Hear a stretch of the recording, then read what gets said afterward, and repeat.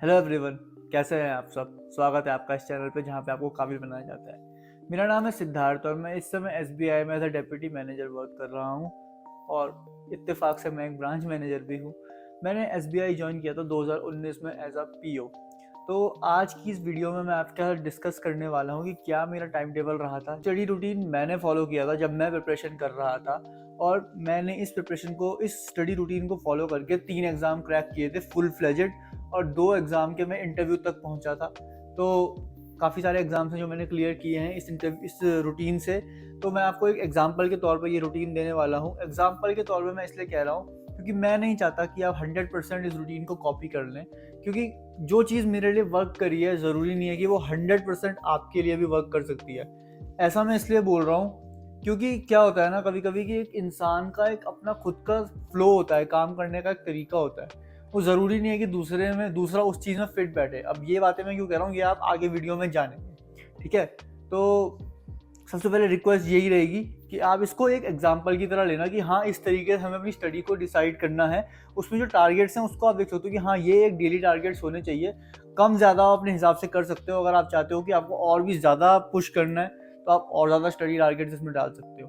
अगर आपको लगता है कि नहीं, मैं थोड़ा कम करके भी कर सकता हूँ, तो वो भी आप कर सकते हो। वो कम्प्लीटली आपके ऊपर डिपेंड करेगा। लेकिन मेरे लिए ये चीज़ काम करी थी, वही चीज़ मैं आपको सजेस्ट करना चाहता हूँ कि क्या चीज़ मेरे लिए काम करी थी। तो बिना टाइम वेस्ट करे चलते हैं स्टडी रूटीन के ऊपर। सबसे पहली बात, मैं सुबह 4 बजे उठ जाता था, ठीक है।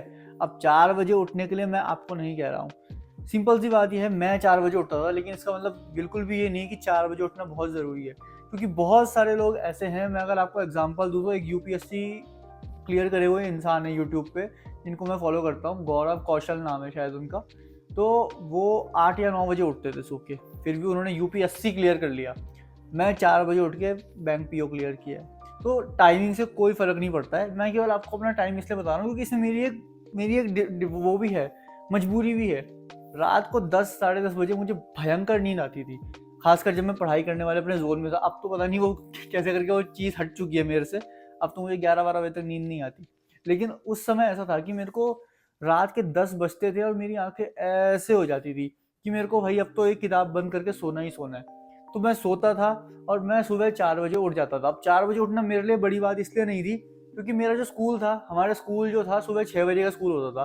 तो 5 बजे उठने की आदत हमें बचपन से लगी हुई थी। तो इसीलिए हमारे लिए 4 बजे ये उठना कोई बड़ी बात नहीं थी। मेरे लिए, मेरे भाई के लिए, हम दोनों ही इतनी जल्दी उठ जाते थे। तो मतलब 6 बजे का स्कूल था तो 5 साढ़े 4 ही हमारा डेली का था। तो 4 बजे उठना हमारे लिए कोई बड़ी बात नहीं थी। इसलिए मैं कहता हूँ कि ये मेरा फ्लो था, मेरा रिदम था, काम करने का तरीका था। ज़रूरी नहीं है आपका तरीका भी यही हो। अगर आप 9 बजे 10 बजे कितने बजे उठते हो फ़र्क नहीं पड़ता, लेकिन जितने बजे उठते हो उसके बाद से आपको जितने बजे सोते हो उसके बीच में अपने स्टडी टारगेट्स पूरे करने हैं। स्टडी टारगेट्स भी इस वीडियो में आपको पता चल जाएंगे कि मैंने किस तरीके से सेट किए थे, उस तरीके से आप कर सकते हो। तो सबसे पहला जो मेरा पढ़ाई का सेट होता था बोले तो स्लॉट 1 मेरा आपका 5 या 5:30 बजे के बीच में स्टार्ट हो जाता था और 8 या 8:30 बजे तक चलता था। तो लगभग 3 घंटे का मेरा फर्स्ट स्लॉट होता था। अब फर्स्ट स्लॉट में मैं क्या करता था, फर्स्ट स्लॉट में मैं सबसे पहले उठ के एक मॉक देता था। मेरे दिन की शुरुआत एक मॉक से होती थी। ये इसलिए क्योंकि मेरे को ऐसा लगता था कि अगर मैं उठ के कुछ और करूँगा मेरे को नींद आएगी या ऐसा, क्योंकि मॉक में क्या होता है, टाइमर हमारे सामने रहता है तो दिमाग में अपने आप ही आग दौड़ जाती है। स्टार्टिंग में ही दिन की शुरू ही ऐसी हो जाती थी मेरी। तो मैं उठते ही एक मॉक टेस्ट लगाता था। तो सबसे पहले उठा, मैं 4 बजे उठा, अपना काम कुम करा जो होता है। उसके बाद 5 सवा 5 बजे से पढ़ने बैठा, एक मॉक टेस्ट लगाया। 5:15 से लगभग 6:15 या 6:30 तक वो चलता था, क्योंकि 1 घंटे का एक प्रीलिम्स का मॉक होता है, ठीक है। अब मॉक टेस्ट कहाँ से लगाने हैं, तो एक वेबसाइट का लिंक डिस्क्रिप्शन में दे रखा है, app.eliteprep.in, ये वेबसाइट का नाम है। तो यहाँ पे जाके आप मॉक टेस्ट लगा सकते हैं। इस वेबसाइट पे आपको सबसे बेस्ट प्राइस पे मॉक टेस्ट मिल जाएंगे, जो इस समय मार्केट में कोई भी नहीं दे रहा है। बस इसमें एक सीन ये है कि जैसे आपका 20-20 मिनट्स का सेक्शनल टाइमर होता है, यहाँ पे वो चीज़ नहीं है। यहाँ पे 60 मिनट्स का एक ही मॉक रहेगा, आपको सेक्शनल टाइमर खुद ही लगाना पड़ेगा। मॉक टेस्ट आप वहाँ से लगा सकते हो, लिंक डिस्क्रिप्शन में मिल जाएगा, ठीक है। तो सबसे पहले मैं मॉक टेस्ट लगाता था, उसके बाद उस मॉक टेस्ट का एनालिसिस करता था। अब मैं एनालिसिस कैसे करता था, जो चीज़ें मेरे से छूट गई हैं और जो चीज़ें मेरी गलत हुई हैं, मैं वो देखता था कि वो कैसे हो रही हैं। मैं उनको वहीं पे सॉल्व करने का ट्राई करता था। कहता था कि अच्छा ये इसका आंसर है, तो उसको सॉल्व करने का ट्राई करा। ऐसे करके मैं उन क्वेश्चंस को वहीं पे लगाता था। तो लगभग 8:30 मुझे बच जाते थे ये करते करते। तो ऐसे ही आपका फर्स्ट स्लॉट होने वाला है। अब मान लो आप 7 बजे उठते हो, तो आप 9 बजे से पढ़ना शुरू कर सकते हो और 12 बजे तक आपका फर्स्ट स्लॉट चलेगा। मैं 4 बजे उठता था, मेरा 8 साढ़े 8 तक फर्स्ट स्लॉट चलता था। अब ये इसलिए था क्योंकि मेरी 10 बजे कोचिंग का टाइम होता था, इसलिए मेरे को बाद में बीच में नहाना, खाना खाना ये सब करना होता। 10 बजे से मेरा कोचिंग सेंटर का टाइम होता था ना। बहुत से लोग ये सोचेंगे कि कोचिंग जाना बहुत ज़रूरी है क्या कोई भी बैंक एग्जाम क्लियर करने के लिए, तो ऐसा भी बिल्कुल भी नहीं है। कोचिंग में जाके भी जो मेरा एग्जाम क्लियर हुआ है मेरी सेल्फ स्टडी की वजह से हुआ है। क्योंकि जब हम कोचिंग जाते थे तो हमारे जो जिस कोचिंग सेंटर में मैं जाता था वो बेसिकली उत्तराखंड एग्जाम्स का कोचिंग सेंटर था। तो सर लोग उत्तराखंड एग्जाम्स की तैयारी करवाते थे। अब वहां भी मैंने बैंक एग्जाम क्लियर कर लिया। तो यही मैं कह रहा हूँ, आपका मेन चीज जो होती है ना वो आपकी सेल्फ स्टडी होती है। आप केवल कॉन्सेप्ट्स क्लियर, टीचर सिर्फ आपके कॉन्सेप्ट्स क्लियर करवाते हैं। एक बार आप कोई भी टीचर को देख लो, अपने कॉन्सेप्ट क्लियर कर लो, एक बार आपके कॉन्सेप्ट क्लियर हो गए ना, उसके बाद इट्स जस्ट प्रैक्टिस और कुछ भी नहीं है। और तो जो भी लोग मुझसे ये पूछते हैं क्या कोचिंग जाना जरूरी है, तो ऐसा बिल्कुल भी नहीं है। हाँ, अगर आपको लगता है कि आपको है कोचिंग की जरूरत तो आप जा सकते हो। और मैं रिकमेंड करूँगा किसी ऐसे कोचिंग सेंटर में जाओ जहाँ पे मतलब बैंकिंग एग्जाम्स की तैयारी होती हो। मेरी तरह मैं उत्तराखंड एग्जाम के इसमें चला गया था, लेकिन वो भी सर लोग बहुत अच्छे थे, वो अलग बात है। लेकिन क्या होता है ना कि थोड़ा डिफरेंस हो ही जाता है। वो उत्तराखंड के बच्चे थे, मैं बैंक एग्जाम का बच्चा था, तो पढ़ाई में डिफरेंस आ ही जाता है। वो तो ये है कि मैंने सेल्फ स्टडी से कर लिया। अब उसमें मैं बताता हूँ कि हम कोचिंग जाके क्या करते थे। पहले तो जब तक मैं कोचिंग में अपना कोर्स कंप्लीट कर रहा था ना, तो सर जो पढ़ाते थे मैं वही करता था। एक बार जब मेरा कोर्स कंप्लीट हो गया था, उसके बाद हम क्या करते थे, हम 3 लोग थे, मैं और 2 दोस्त और थे मेरे। वो उनमें से एक एसएससी की तैयारी कर रहा था और एक बैंक एग्जाम की तैयारी कर रहा था, और 2-3 लड़के और भी थे, लेकिन वो बीच बीच में छोड़ते गए थे। तो फिलहाल हम 3 मेन थे। तो हम क्या, हम पीछे बैठ के करते थे। हम सबसे पहले क्या करते थे, मैथ्स की बुक खोलते थे और एक साथ 7-8 चैप्टर उठाते थे।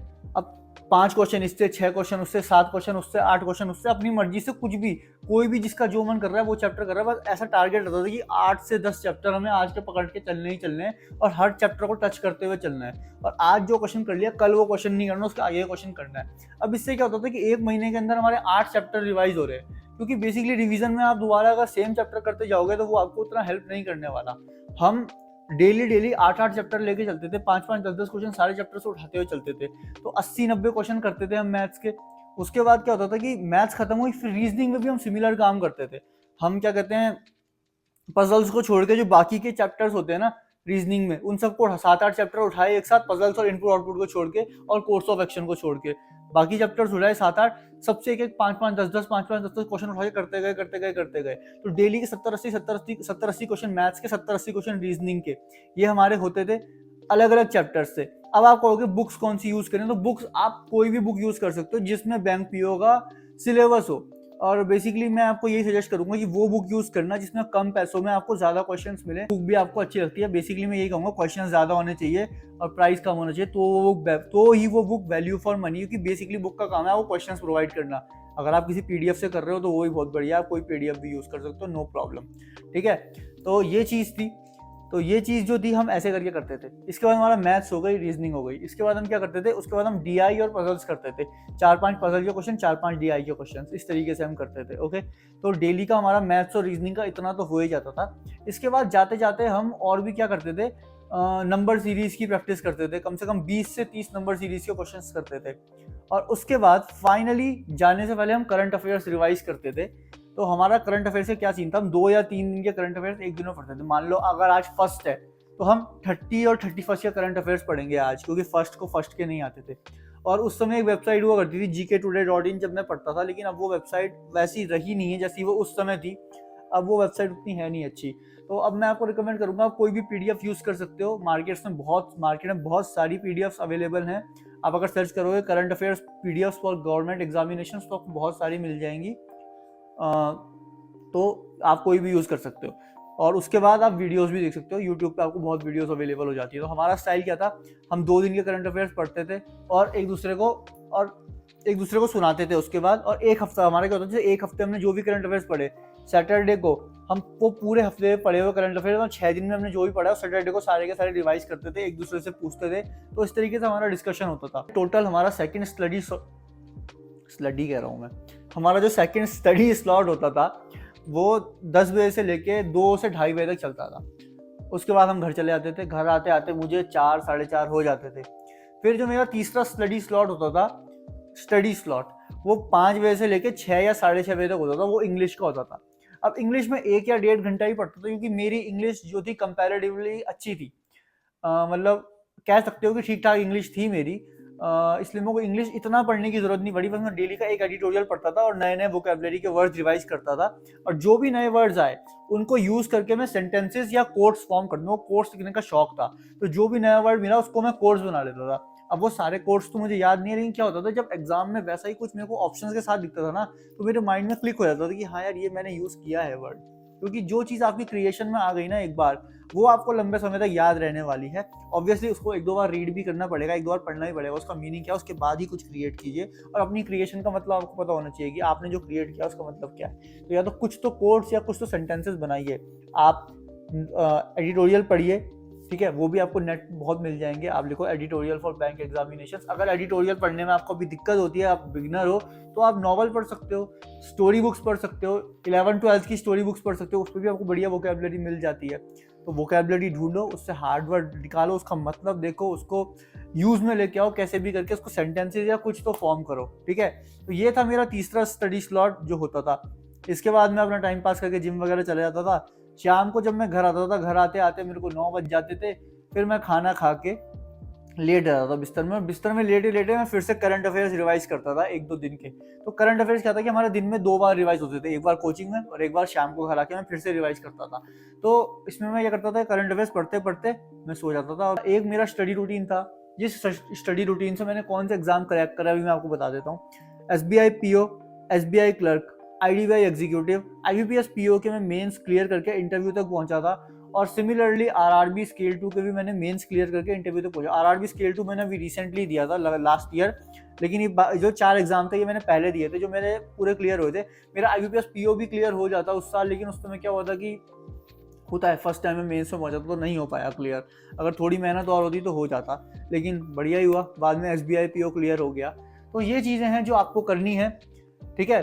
ये इस तरीके का स्टडी रूटीन है जो आपको फॉलो करना है। अब मैंने पहले ही आपको बताया, ये जस्ट एक एग्जांपल के तौर पे आपको लेना है, आपको पूरा 100% इसको कॉपी नहीं करना है, क्योंकि मेरा रिदम अलग है, आपका रिदम अलग है। अगर आप मुझे देख के सुबह 4 बजे उठो, जो कि आपका रिदम नहीं है, आप नहीं उठ पाते, तो फालतू में आपको खुद पे गुस्सा भी आएगा कि मैं उठ नहीं पा रहा हूँ, और आपका पूरा दिन भर वेस्ट जाएगा। तो ये सब करने की जरूरत नहीं है। गौरव कौशल सर 9 या 10 बजे उठते थे, उन्होंने खुद की एक वीडियो में बोला है, और उसके बाद भी उन्होंने UPSC क्लियर कर लिया। तो ऐसी कोई बात नहीं है कि 4 बजे उठने वाला कोई सुपीरियर बंदा है, या जो बाद में उठता है वो सुपीरियर बंदा है। कोई भी सुपीरियर नहीं है, सबका अपना अपना स्टाइल होता है, सबका अपना अपना पढ़ने का फ्लो होता है, उसमें इंसान अच्छी तरीके से पढ़ पाता है। तो आपको देखना है कि आप कितने बजे उठते हो। अगर आप 10 बजे भी उठते हो ना, तो डेली 10 बजे उठो, और फिर डेली उस हिसाब से अपने टाइम को रात को खींच के चलो। अपने 4 स्लॉट डिसाइन कर लो, 3 घंटे सुबह, 3 घंटे दिन में, और 3 घंटे बाद में, या फिर 1-1 घंटे का ब्रेक करके, जैसे मैंने शाम का दिखाया कि 1.5 घंटा इंग्लिश शाम को और 1-1.5 घंटा शाम को करंट अफेयर्स सोते हुए, इस तरीके से। तो मेरा कैसे चला है, सुबह 5:30 से 8:30 तक एक स्लॉट, सेकंड स्लॉट 10 बजे से लेकर 2 बजे तक, और तीसरा स्लॉट मेरा शाम को 5 से 6:30, 6 या 6:30, मतलब ये डिपेंड करता था। उसके बाद रात को आधे से 1 घंटे का एक स्लॉट। तो बेसिकली ये था जिस तरीके से मैंने पढ़ के एग्जाम्स क्लियर किए हैं। होप आपको इस वीडियो से कुछ तो हेल्प मिली होगी। अगर आपको हेल्प मिली है तो वीडियो को लाइक कर दो, और अपने व्हाट्सएप स्टोरी पे शेयर कर दो। अगर आपको वीडियो अच्छी लगी है, और आपका जो स्टडी ग्रुप है, मान लो कोई टेलीग्राम चैनल है या कोई तो व्हाट्सएप चैनल में आप ज्वाइन हुए हो, वहाँ भी शेयर कर दो, मेरे को बड़ा मोटिवेशन मिलेगा, ठीक है। Thank you very much, bye bye. और इंस्टाग्राम पे फॉलो कर लेना, बस बाय।